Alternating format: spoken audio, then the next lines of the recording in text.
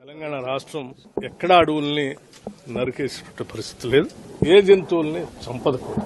పెద్ద ఎత్తున అడవులు పెంచాలని, జంతువుల్ని బాగా పెంచాలని, ఎకలాజికల్ బ్యాలెన్స్ తో ముందుకు తీసుకొని పోవాలని బాగా నమ్మేటువంటి ప్రభుత్వం ఇది.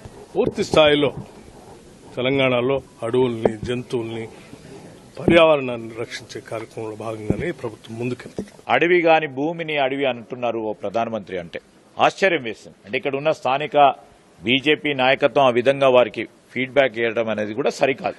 అక్కడ ఉన్న భూమి అటవీ ప్రాంతమే కాదు, ఏం చెప్పమంటారు, కోర్టులో నడుస్తా ఉన్న మ్యాటర్. ఆ విషయంలో మేము ఎక్కువ మాట్లాడకుండా మేము ఖచ్చితంగా కూడా న్యాయాన్ని నమ్ముతాం, న్యాయస్థానాన్ని నమ్ముతాం. కోర్టు పరంగా ఇచ్చే జడ్జిమెంట్ కు సంబంధించి మా వాదనలను కూడా వినిపిస్తాం.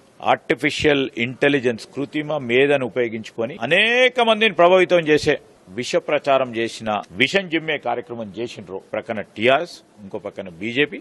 వాటి స్పష్టంగా కూడా రేపు రాబోయే కాలంలో తప్పకుండా జవాబు చెప్తాం.